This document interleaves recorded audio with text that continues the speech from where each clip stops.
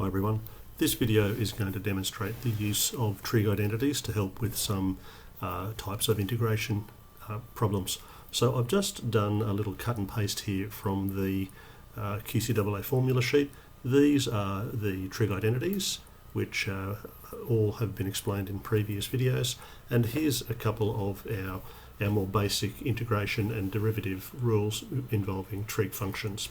So we'll be referring to some of those as needs be. Now let's consider, for example, a question that looks like the following. What if we had to find, say, the integral from 0 to pi over 2 of cos squared 2x dx. Now we don't have an integration rule for cosine squared, so the way we approach this is we use one of our trig identities to substitute, and whenever you have sine squared or cosine squared, I find it easier to use one of the double angle identities here to write sine squared or cos squared in terms of cosine of a double angle. So that's what we're going to do. So we'll just go off to the side over here for a minute. Now we're dealing with cos squared, so that's the second one, and I'll just consider my rule here. Cosine of 2a equals 2 cosine squared a minus 1. I want to isolate the cosine squared part of this, so I'd add 1 to both sides. That would leave me with 2 times what I want, so then I would multiply by a half, and that would be cosine squared a. Now I don't have cosine squared a, I have cosine squared 2x. Where I have a here, I'll need to have 2x, and that a there would need to be a 2x as well. So that gives me what I need for my substitution. So this integral can be written as 1/2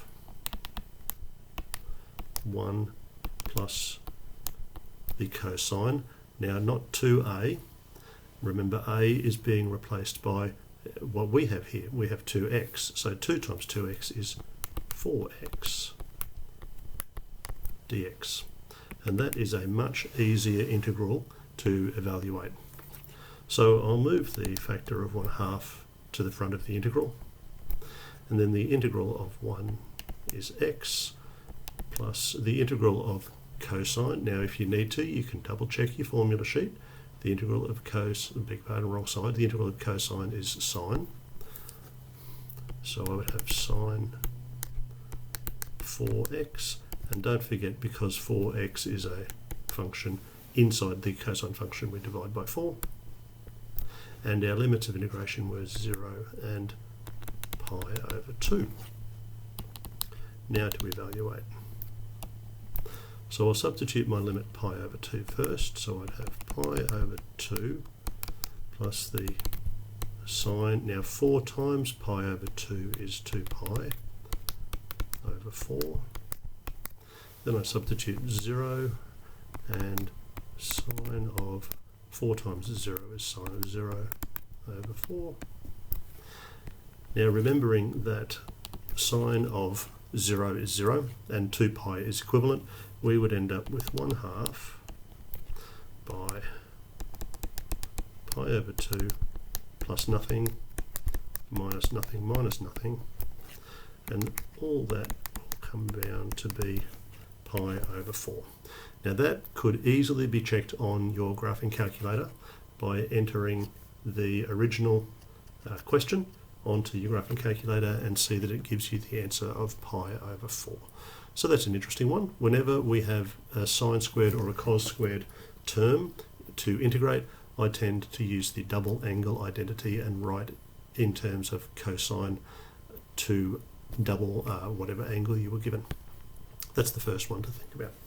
Now let's think about one that's like this. What if we had cosine of 2 by cosine of 6x multiplied by the cosine of 2x dx.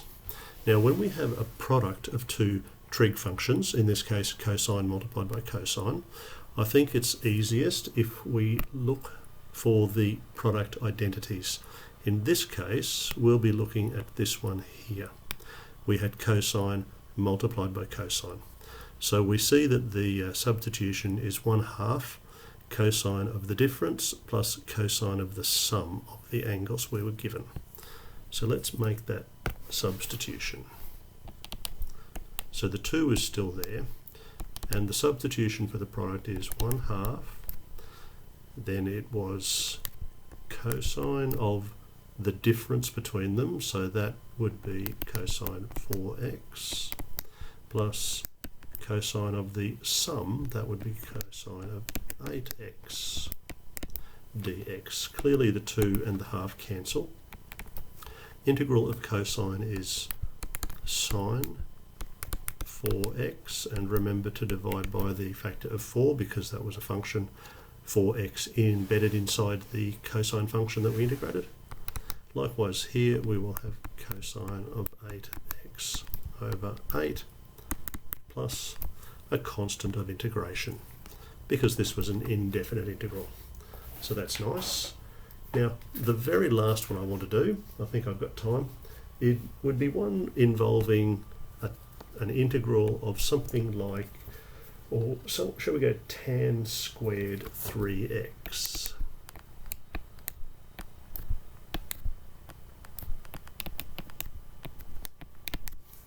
Now if we go back to our formula sheet for a moment, let's see what we've got.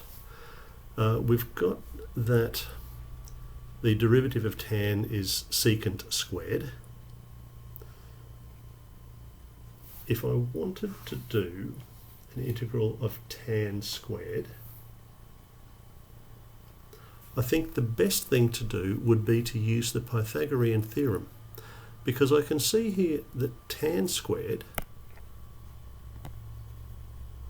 is related to secant squared, and I have an integral for secant squared in my formula sheet. So if I could express what I've been given as secant, I'd probably be in business. From here, we should be able to see that tan squared would be sec squared minus 1.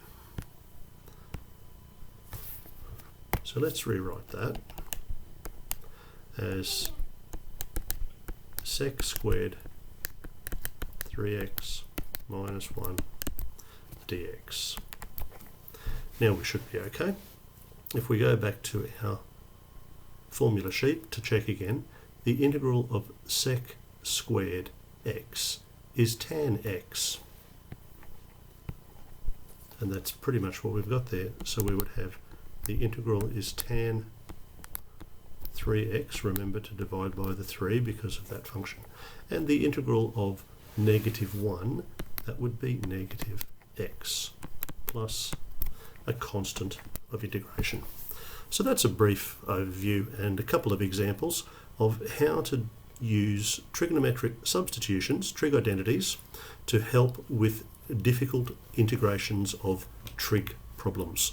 In all cases, you're looking to write, you'll substitute what you've been given for something which is in one of our standard integral tables here. That makes your life easier. Okay, see you next time.